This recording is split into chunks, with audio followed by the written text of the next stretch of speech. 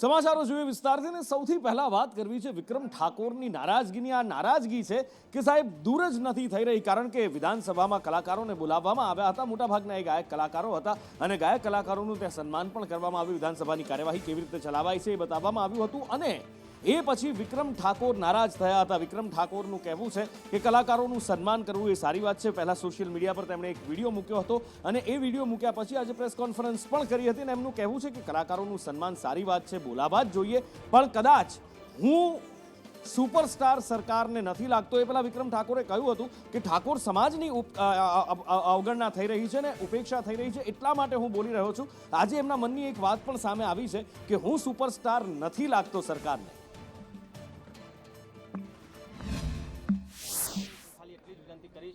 કે દરેક જ્ઞાતિના કલાકારોને તમે બોલાવો, સારા સારા જે કલાકારો હોય અને દરેકનું સન્માન થવું જોઈએ। ખાલી તમે જે તમારા મીડિયેટર જે છે, વચ્ચેવાળા જે છે, એ લોકો જે પસંદ કરે એને જ તમે બોલાવો, એનું સ્વાગત કરો એ ના ચાલે। આમંત્રણ મને મીડિયા દ્વારા જાણવા મળ્યું કે શંકરભાઈ ચૌધરી મારા ખ્યાલથી એમણે બધાને બોલાવ્યો તો એ મને મીડિયા દ્વારા જ જાણવા મળ્યું।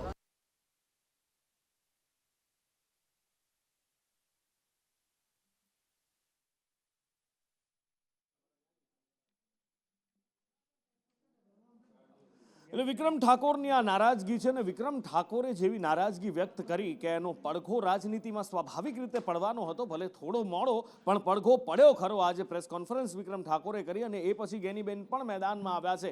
ગુજરાતના એકમાત્ર સાંસદ જેમણે હેટ્રિક ભારતીય જનતા પાર્ટીની રોકી હતી, ગેનીબેને ટ્વીટ કર્યું છે અને સાથે જ પ્રતિક્રિયા પણ આપી છે। એમણે કહ્યું છે કે ઠાકોર સમાજની અવગણના એ ભારતીય જનતા પાર્ટીની નીતિ છે।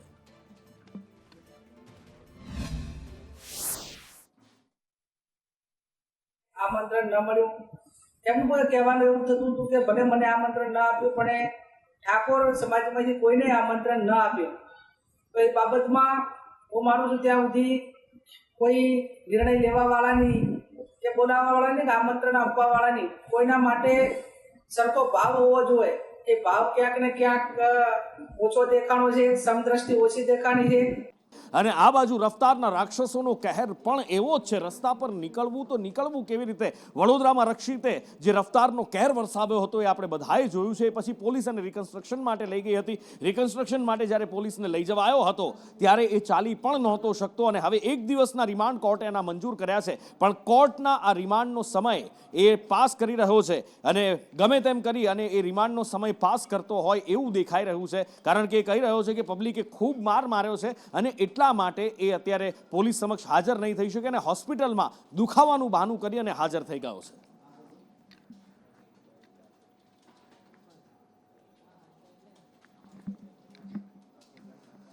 લાઈવ જોડાયા છે મારી સાથે સહયોગી સંવાદદાતા કૃણાલ શર્મા। કૃણાલ, રક્ષિત કે જે આપણે જોયું કે કેવી રીતે હિટ એન્ડ રન અને ત્યારબાદ રફતારનો કહેર વરસાવી અને છાકટો બની અને નારા લગાવી રહ્યો હતો, વન મોર રાઉન્ડ કે પછી હર હર મહાદેવ વગેરે વગેરે વગેરે, જાણે એને કરતૂતનો કોઈ જ પસ્તાવો નહોતો અને નશામાં ધૂત દેખાઈ રહ્યો હતો। હવે એને જ્ઞાન થઈ રહ્યું છે, લોકોએ મેથી પાક ચખાડ્યો છે, પોલીસે રિકન્સ્ટ્રક્શન કરાવ્યું છે, પણ તેમ છતાં પણ હજી એ સમય પસાર કરી રહ્યો છે, પોલીસ રિમાન્ડથી બચી રહ્યો છે।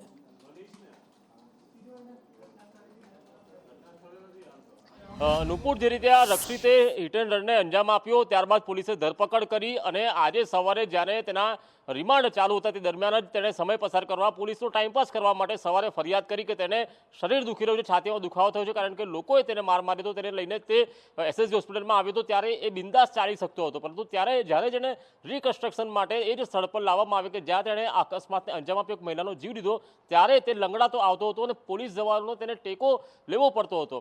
આ દરમિયાન પણ લોકટોળા ઉમટ્યા હતા, તેના ઉપર ખૂબ જ રોષ લોકોએ ફિટકાર વરસાવી હતી। સાથે જ હવે તેને કોર્ટમાં રજૂ કરાયો ત્યારે કોર્ટે પણ વધુ 2 દિવસના રિમાન્ડ મંજૂર કર્યા છે। પોલીસે એમ કહ્યું છે કે જે વિડીયો સામે આવ્યો તે વિડીયોમાં તે અનોધર રાઉન્ડ કહી રહ્યો છે, તો આ કયા મામલે અનોધર રાઉન્ડ કહી રહ્યો છે? શું કોઈ ડ્રગ્સનો નશો હોય તો શું વધુ એક અને ડ્રગ્સનો નશો કરો તેના માટે અનોધર રાઉન્ડ કહેતો હતો કે અગાઉ પણ કોઈને ટક્કર મારીને આવ્યો છે? આ સમગ્ર સવાલોને લઈને વધુ રિમાન્ડની માંગણી 3 દિવસના કરવામાં આવી હતી, પરંતુ આખરે કોર્ટે વધુ 2 દિવસના રિમાન્ડ મંજૂર કર્યા છે। દીકરીનો કેસ હોય કે પછી એ લુખ્ખાઓનો જ કેસ હોય, જી હા, અહીંયા પણ લુખ્ખાઓ એવા જ છાકટા બન્યા હતા। અહીંયા પણ લુખ્ખાઓ એ જ રીતે કહેર વરસાવતા જોવા મળ્યા હતા। રિક્ષા લઈને આવ્યા અને રિક્ષા લઈ આવી આખા વિસ્તારને જાણે કે બાનમાં લીધો હતો અને આખા વિસ્તારમાં એ તબાહીનું તાંડવ કરી એ લુખ્ખાઓ ત્યાંથી ભાગી ગયા હતા. લિંબાયત વિસ્તારનો આ બનાવ છે કે જ્યાં પોલીસનો જાણે કોઈ જ ડર ના હોય એવું લાગી રહ્યું છે. મનીષ મારી સાથે છે. મનીષ, એકેય લુખ્ખાને પોલીસે પકડ્યો ખરો? અને શું સુરત પોલીસ એ હિંમત ધરાવે છે કે અમદાવાદ પોલીસની જેમ એમની વ્યવસ્થિત આવી સરભરા કરી શકે, એમના ગેરકાયદેસર જે પણ બાંધકામ, મકાન, દુકાનો હોય એના ઉપર પણ કાર્યવાહી કરી શકે?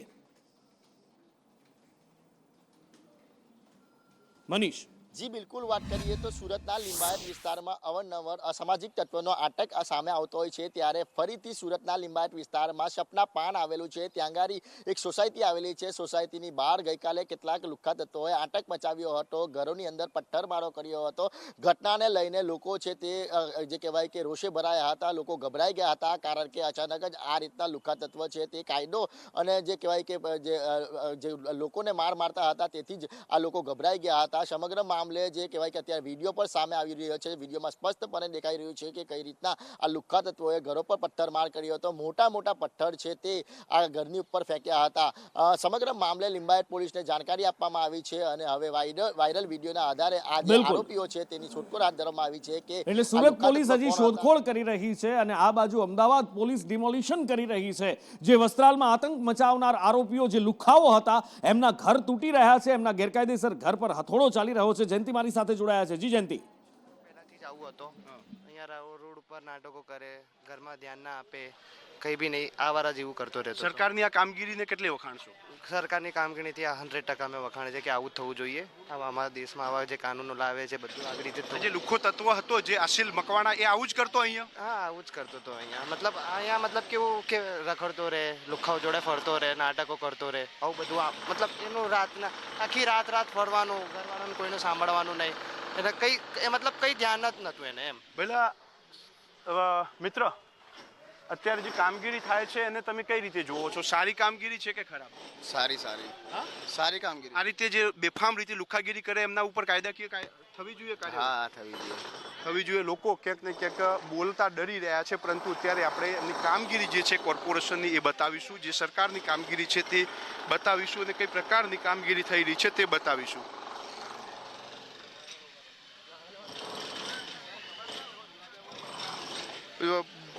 ગુજરાત સરકારની અંદર જ્યારે પણ આ પ્રકારની ઘટનાઓ બની છે ત્યારે કડક કાર્યવાહી જે છે તે કરવામાં આવી છે. અત્યારે અસીલ મકવાણાના ઘરે જે એએમસીના કર્મચારીઓ છે તે પહોંચ્યા છે, પોલીસ કર્મચારીઓ છે તે પહોંચ્યા છે, ને જે તેણે અનલીગલી રીતે કન્સ્ટ્રક્શન કર્યું હતું તેને ડિમોલાઇઝ કરવાની પ્રોસેસ હાથ ધરવામાં આવી છે. 2 દિવસ પહેલા વસ્ત્રાલમાં જાહેર રસ્તા પર ગાડીઓની તોડફોડ કરવી, હાથમાં તલવાર રાખીને લોકોને ડરાવવા, ધમકાવવા જે કામગીરી કરી હતી, એટલે કે જે ન્યુસન્સ ફેલાવ્યું હતું ને જેને લઈને લોકોમાં એક પ્રકારનો ડર પેદા થયો હતો. તે ડરના બાદ રાજ્ય સરકારે કડક કાર્યવાહી કરવાનો નિર્ણય લીધો હતો. આજે વહેલી સવારથી એએમસીના જે અધિકારીઓ છે, પોલીસની જે ટીમ છે, તે તમામ લોકોના ઘરે જઈને ડિમોલાઇઝ કરવાનું કામ શરૂ કર્યું હતું. અમદાવાદની અંદર જે પણ આ પ્રકારના લુખ્ખા તત્વો હોય, ખોખરામાં રહેતા હોય, અમરાઈવાડીમાં રહેતા હોય કે પછી અલગ જે પણ વિસ્તારમાં રહેતા હતા, તે તમામના ઘર તોડી પાડવામાં આવ્યા છે. અને અત્યારે જે વિસ્તાર છે, ખોખરા વિસ્તાર છે, ત્યાં પણ આ અસીલ મકવાણાનું ઘર છે તેને તોડવામાં આવી રહ્યું છે. એટલે કે દાદાનું બુલડોઝર જે છે તે ફેરવીને તમામ પ્રકારના જે અસામાજિક તત્વો છે તેમને એક પ્રકારની ચેતવણી આપવામાં આવી રહી છે કે ભ્રષ્ટાચાર મુક્ત ગુજરાત બનાવવાની વાતો ચાલે છે, પણ ભ્રષ્ટાચાર માઝા મૂકી રહ્યો છે અને આ બધા જ આરોપો અત્યાર સુધી આપણે જોતા આવ્યા છીએ, વિપક્ષ લગાવતું આવ્યું છે. પણ હવે તો ભારતીય જનતા પાર્ટી સત્તાધારી પક્ષ છે, એ પક્ષના જ નેતાઓ સામે આવી રહ્યા છે અને કહી રહ્યા છે કે ભ્રષ્ટાચાર માઝા મૂકી રહી છે, બોલતા પુરાવા આપી રહ્યા છે. અને એ જ બોલતો પુરાવો બોટાદમાં સામે આવ્યો છે. આજે રોડ તમે જોઈ રહ્યા છો, બોટાદથી રાણપુરનો આ રોડ છે અને ભારતીય જનતા પાર્ટીના નેતા ખુદ સામે આવ્યા છે અને કહી રહ્યા છે કે આ રોડની ગુણવત્તા નબળી છે, આમાં ભ્રષ્ટાચાર સિવાય બીજું કંઈ નથી. ખરેખર એ ભ્રષ્ટાચાર જ થયો છે અને રોડ હાવ એકદમ બોગસ કામ કરેલું છે. તમે સ્થળ ઉપર આવીને જોઈ શકો છો, સાવ એટલે સાવ હલકી ગુણવત્તાનું કામ કરેલું છે. ખરેખર એ ભ્રષ્ટાચારનો વિડીયો સાચો છે. અધિકારીઓએ કે આજે રોડના કોન્ટ્રાક્ટરો જે કામ કર્યું છે એ ખરેખર ખોટું છે. એ લોકોએ માત્ર ડામર પાથર્યો છે, માટી ઉપર ડામર પાથરે, ડામર રહે જ નહીં. એને જે લેયર પ્રમાણે કામ આપ્યું છે એ પ્રમાણે કામ છે નહીં. એ કામ નબળું છે એ તો મારે જોવામાં આવ્યો અને વિડીયો મેં જોયો હતો. તો આવું નબળું કામ ચાલે ને, અને આ રોડ ઉપર અધિકારીઓ તેમજ નેતાઓ બધા નીકળતા. રાણપુરથી બોટાદનો મુખ્ય માર્ગ છે, હું પણ રોજ નીકળતો હોય આગળ, અને રોડના ખાડા એવા પડી જાય કે ગાડીની વ્હીલ પ્લેટો ઓળી જાય છે.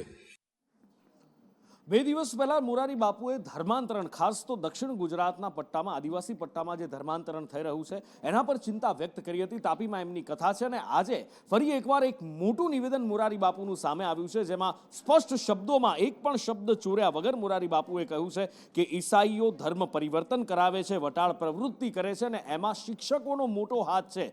સરકારી શિક્ષકો 75% સરકારી શિક્ષકો આ પટ્ટામાં ખ્રિસ્તી છે અને ખ્રિસ્તી સરકારી શિક્ષકો પગાર સરકારનો લે છે પણ કામ ધર્માંતરણનું કરે છે. એટલું જ નહીં, મોરારી બાપુના આ નિવેદનને પુષ્ટિ કરી છે, સમર્થન આપ્યું છે અખિલ ભારતીય મહાશૈક્ષણિક સંઘે અને એમના ઉપપ્રમુખનું કહેવું છે કે મોરારી બાપુની આ વાત સાચી છે. એમણે પણ સરકારને વિનંતી કરી છે કે આ વટાળ વૃત્તિ અટકાવવામાં આવે. વિદ્યાર્થીઓને ભગવદ્ ગીતા પહોંચાડવામાં આવે છે. ગીતા જયંતિ આટલો ગીતાનો પાઠ છે, પણ તકલીફ શું થાય છે કે 70% શિક્ષકોમાં 75% શિક્ષકો ઈસાઈ છે. એટલે આ કંઈ થવા દેતા નથી, આ કશુંય થવા દેતા નથી. પગાર સરકારનો ખાય છે અને ધર્માંતર કરાવે છે. ત્યારે થોડાક મારે તમારે બધાએ જાગૃત થવાની જરૂર છે. પૂજા અર્ચના કોઈ પણ પ્રકારની હોઈ શકે, એમનો મને વાંધો નથી, પરંતુ એમના મલિન ઈરાદા દ્વારા જ્યારે ભોળા વિદ્યાર્થીઓના મસ્તિષ્ક પર જો ખોટી ધર્મ પ્રચારની વાતો થતી હોય તો સાખી લેવામાં નહીં આવે. એ પાક્કું છે. દરેકને રહેવાનો, દરેકને પૂજા અર્ચનાનો અમે વિરોધ નથી કરતા, અમે આદર પણ કરીએ છીએ. મોરારી બાપુએ જ્યારે વ્યાસપીઠ ઉપરથી એવું કહ્યું છે કે કેટલાક શિક્ષકો આ ધર્માંતરણ પ્રવૃત્તિની અંદર સંકળાયેલા છે, ત્યારે ખરેખર ખૂબ દુઃખદ છે. અમે અખિલ ભારતીય રાષ્ટ્રીય શૈક્ષિક મહાસંઘ વતી આપના માધ્યમથી સરકારશ્રીને વિનંતી કરીએ છીએ કે તત્કાલ નાતાથી કરીને ઉમરગામ સુધીના જે જનજાતિ વિસ્તારનો જે લાંબો પટ્ટો છે એ તમામ પટ્ટાની શાળાઓની અંદર ચકાસણી કરવામાં આવે અને વટાળ પ્રવૃત્તિ જો શિક્ષકો દ્વારા કરવામાં આવતી જણાય તો શિક્ષણ વિભાગ તાત્કાલિક આ બાબતે પગલાં ભરે.